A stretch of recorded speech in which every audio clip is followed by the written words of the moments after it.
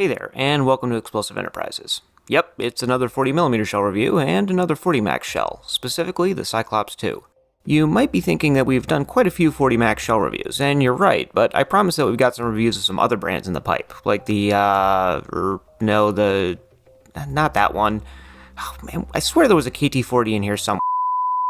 As usual, when it comes to reviews, we like to be transparent about receiving products for free from manufacturers.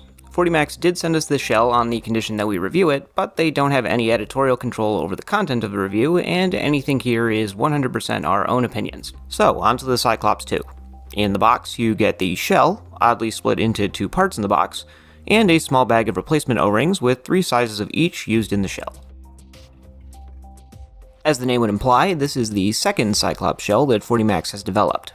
Both fall into a category that I'm going to officially, with all the power vested in me as an airsoft YouTuber, start referring to as coil-style shells. Coil shells are patterned on the now out of production and much maligned 40 mic and Master Mic shells from Airsoft Innovations. The key design feature that they all share is having a single barrel, and the BBs arranged in a long coil-shaped track running along the inside of the shell body. This is in contrast to standard 40mm shells, which store the BBs either in several barrels that are positioned around the outer rim of the shell, or in a large central cavity that is fitted with a plug for BB retention. The barrel on a coil shell usually runs along the entire length of the shell head, and even that short barrel dramatically changes the performance, with coil shells generally having longer ranges and tighter spreads than traditional shells. This comes at the cost of firing in a long burst instead of dumping the BBs all at once, giving coil shells a characteristic sound. Getting into the Cyclops II specifically, it seems pretty obvious to compare this to the first version, so let's break them down side by side. The Cyclops II is a gas-in base shell, meaning that the bottom portion of the shell holds all of the propellant and the firing mechanism, which allows for a bit more flexibility in terms of the design of the head or top of the shell. The downside here is that they tend to hold a bit less gas than the traditional 40mm shell design, which houses the gas in the head of the shell with the base just housing the firing mechanism. The version 1 of the Cyclops, as well as every other coil shell that we can think of, actually follows the traditional design, so it'll be interesting to see how that impacts the performance. The design of the coil itself looks quite similar to the first version, using a plastic core made of, according to 40 Max, polyoxymethylene, or POM, surrounded by an outer casing of aluminum. The base of the shell, the red removable rim, and the firing mechanism are also made of aluminum. A quick aside here, when we discussed the materials composition of the first version of the shell, we noted that it would probably be a bad idea to be using high-pressure gases like CO2 in 40 Max shells. Surprisingly, we actually got a bit of pushback on that, with some folks figuring that because 40 Max doesn't explicitly say that you can't use CO2 in these shells, that it is safe to do so.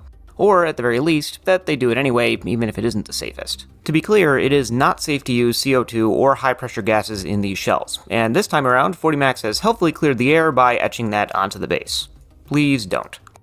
Anyways, the Cyclops II holds a similar amount of BBs to the first version, at 110 compared to 115 on version 1, which makes sense since the BB tracks are pretty much the same size. Beyond that though, the design is substantially different. On the first version, BBs flow from the bottom of the shell towards the muzzle, with gas introduced at the base of the BB track, forcing them upwards and out the barrel. The Cyclops II operates more like the Master Mic, 40 Mic, and KT-40 by feeding the BBs top down, with gas introduced at the top of the track and the BBs flowing downwards towards the base of the shell. This allows the Cyclops II to have roughly double the barrel length of the version 1 and makes the coil overall more compact. Speaking of the barrel, it is now the traditional circle shape and runs along the center of the shell, versus the square-shaped barrel that ran along the very edge of the version 1 shell. A much smaller O-ring is used for BB retention compared to the version 1 shell, and it is mounted right at the base of the coil to maximize the barrel length. Out of the box, this O-ring is actually covered up with a QC sticker, which implies that removing it might void some kind of warranty, though we aren't aware of 40 Max actually offering one. More practically, the spare O-ring set doesn't come with a replacement for this one, and it's just sitting on this straight peg without any kind of retention channel, so it's probably best to just leave that sticker on there.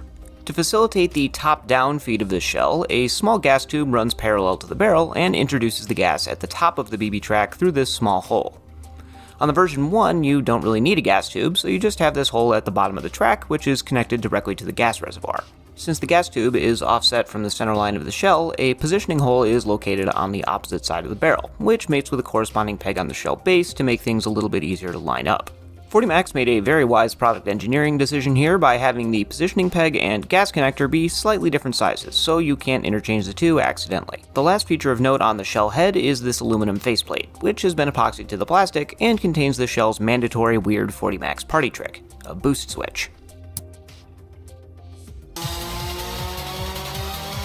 In reality, it's actually the complete opposite of a boost. The switch works by lining up with the gas tube, and in quote, normal mode, this hole becomes visible, and allows a portion of the propellant to deliberately leak out of the gas tube before it can apply power to the BBs, which reduces the shell's performance. When in boost mode, it functions like the version 1 shell, or any other coil-style shell, by sealing the gas tube and applying as much energy as possible from the propellant gas to the BBs, giving you maximum power.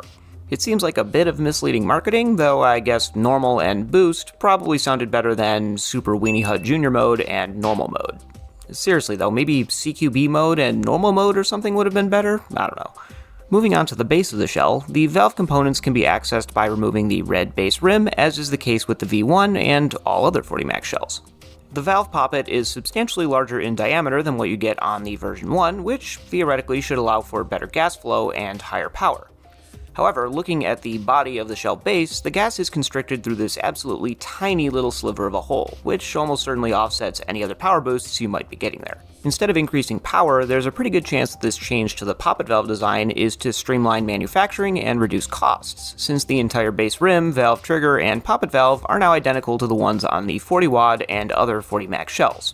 Honestly, can't really fault them there, and for the end user, that means you need to keep fewer sizes of spare O-rings on hand if you have more than one type of 40 Max shell. For physical characteristics, fully loaded, these shells weigh 180 grams, or 6.3 ounces, which is pretty similar to the version 1. Dimensionally, they are 43mm wide at the rim, exactly 40mm wide at the base, 39.1mm wide at the head, and are 107mm long overall, which is pretty much the same dimensions as the first version as well. Maintenance-wise, there are 3 hardened steel bearings on the poppet valve, which are 4mm in diameter should you need to order replacements. And there are 3 pressure-bearing O-rings, all located in the base of the shell. The largest O-ring seals the rim of the shell, and there are 2 smaller O-rings on the poppet valve. All of these should be lubricated regularly with your favorite type of grease. As mentioned, a bag of spare O-rings is included with the shell, 3 of each size for a total of 9. If you experience leaks on the rim of the shell, inspect the rim O-ring, which is the largest of the 3. If you experience leaks through the hole in the valve trigger, inspect the bottom O-ring on the poppet valve, which is the middle size, and if you encounter leaks out through the gas tube, which would actually manifest as gas coming out of the barrel, inspect the top O-ring on the poppet valve, which is the smallest of the 3. Like most coil shells, the Cyclops II can easily be loaded with a traditional speed loader, which is a big advantage over the traditional multi-barrel shells, which range between annoying and impossible to load with the same.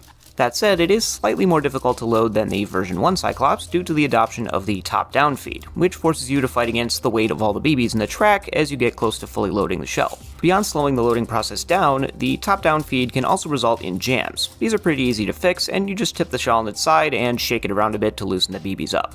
Anybody familiar with the 40 mic, Master Mic, or KT40 would be familiar with the process. Just as a side note, and this is not a sponsored endorsement or anything, the Autobot speed loaders have more than enough torque to load all of the coil shells that we have in our inventory, and do so much faster than hand loading. If you plan to use a lot of this style of shell, an Autobot would be a solid investment. On to the big question, how does it shoot? Our target is a 1 meter by 1 meter wooden pallet positioned at 25 meters, and all of our test shots are with 0.2 gram BBs. This first shot is in boost mode. The BBs stay in a roughly 6 to 8 foot pattern and don't seem to have too much trouble reaching the 25 meter target with the launcher elevated at about 10 degrees, though they do take their sweet time getting there and are definitely out of energy by the time they do. 40 Max claims that the shell reaches 25 meters with ease in boost mode, and while the with ease part might be a bit of a stretch, it can definitely shoot that far. This next shot is going to be in normal mode.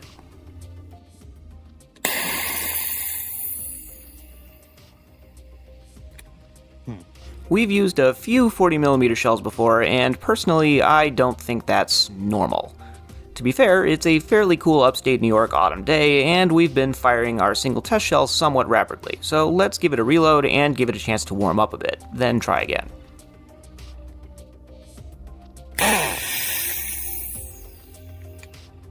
As expected, the power and range are significantly reduced. In normal mode, 40max claims 15 meters of range, and that seems to mostly track with our testing, though you'd have to elevate the launcher a bit to get there.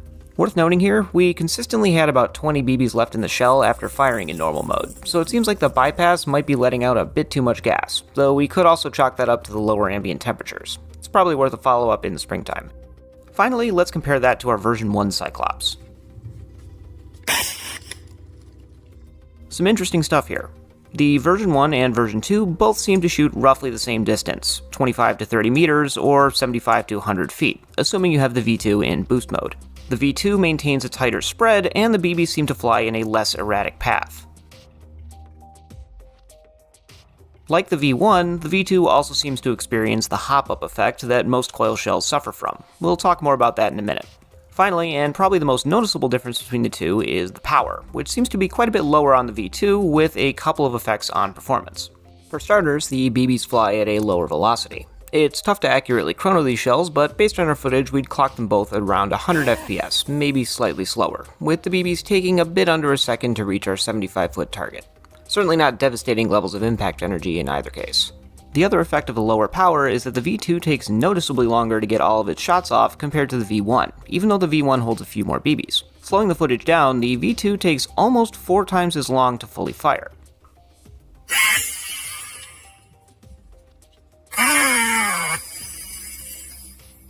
We strongly suspect that this comes down to how incredibly restricted the gas flow is on this shell.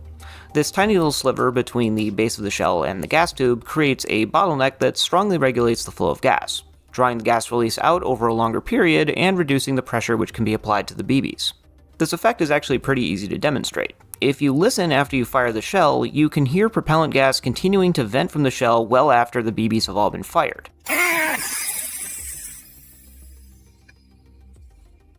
And everything you hear there is basically wasted energy that wasn't applied to the BBs. Unfortunately, due to the way the gas tube is positioned relative to the base of the shell, you can't really fix this problem, since doing the obvious thing and drilling this hole out would make it so the poppet valve is no longer controlling gas flow. You'd really need to completely redesign one of the two halves to make it work properly. And just for reference, you can see that the hole through which the gas travels on the version 1 is A complete circle, and B, quite a bit bigger overall.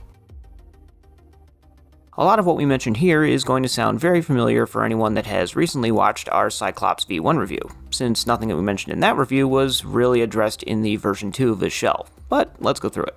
While the Cyclops shells do have a range advantage over traditional shells and a tighter spread, they lack the power to really take advantage of it. With velocities hovering around 100 FPS, hitting targets at max range, especially if they're aware of you, or worse, moving, is going to be next to impossible without a lot of luck. Doubly so on the version 2 when you factor in how long it takes for all the BBs to leave the shell, which gives an opponent time to react, or for someone to shoot you while you're keeping the launcher on target.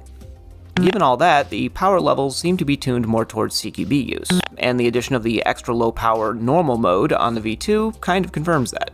But in CQB play, you again run into the issue of the time it takes for the BBs to leave the shell, and on top of that, you now have a shell that maintains a fairly tight spread at most CQB distances, which at least to me seems like a bit of a disadvantage over traditional shells, which have substantial spread, even at something like 3 to 4 meters. This shell also struggles with an issue that unfortunately seems to be inherent to all coil shells, something that we're calling the hop-up effect. Due to the way that the retention O-ring interacts with the BBs in the track as they leave the barrel, you get some backspin applied to them, much like a hop-up. If the shell is oriented with the retention O-ring on top of the BBs, as it was in all of our test footage, this is actually an advantage, as you get improved range. The problem arises when you don't have the shell perfectly lined up in the launcher. Any rotation of the shell to the left or to the right is going to cause the BBs to have a crazy left or right hook.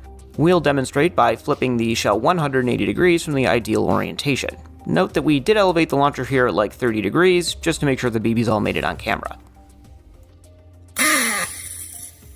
Yep, just like every other coil shell, the BBs hop straight downwards.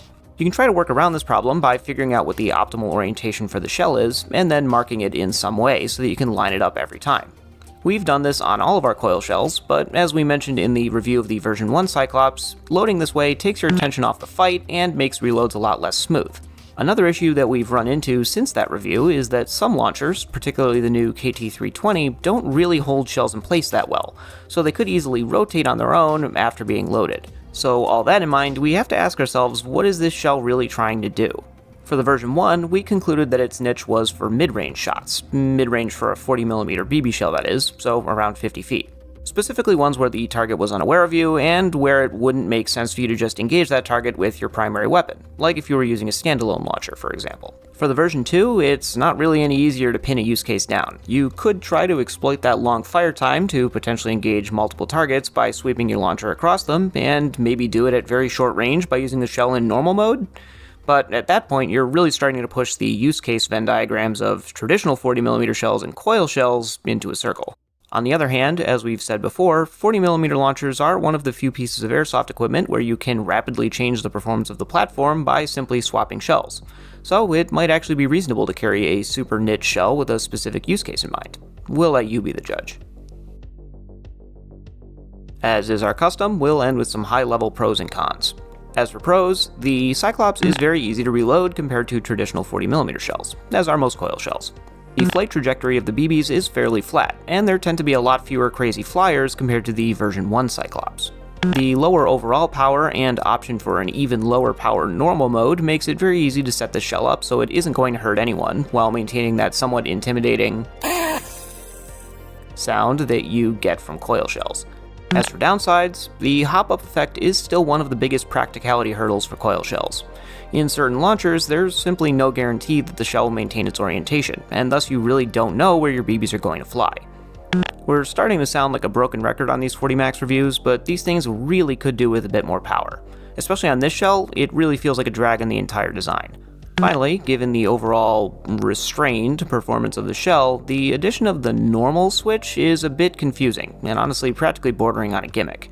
I know we're harping on it at this point, and maybe this is really an American take, since we know that power levels are often mandated by law in countries where a lot of airsoft gear originates, but like a lot of other 40 Max shells we reviewed, the Cyclops II feels like a really cool idea, let down by just not being powerful enough. If this shell had the BB capacity and gas throughput, or hell, the ability to take high-pressure propellants like CO2, it isn't too hard to imagine something that could basically fill the roles of the 40 mic and the master mic at the same time. A shell with both a default mode that could be used at standard 40mm shell ranges without causing injury, and a boost mode for longer range situations would be a fantastic tool to have in the toolbox. But for now, that's still just one last note here, and it's a bit of a tricky topic given how annoying international shipping is right now. But as of recording in mid-November 2025, these shells are not yet available from US-based retailers, but it is available from a number of international sellers, as well as from 40 Max themselves, in 1, 2, 3, or 6 packs. If you decide to order directly from 40 Max, they provided us with a discount code for our viewers, which gets you 6% off your order when you enter explosive, all caps, at checkout. Full disclosure, that isn't an affiliate code or anything, so we aren't getting a commission from it or any other kind of benefit, but they probably do use that to determine how effective send free shit to YouTubers is as a marketing strategy, so there is that. If you like what we do and want to support us further, please consider checking out our merch store or our Patreon, both linked in the description text below. And as always, thanks for watching.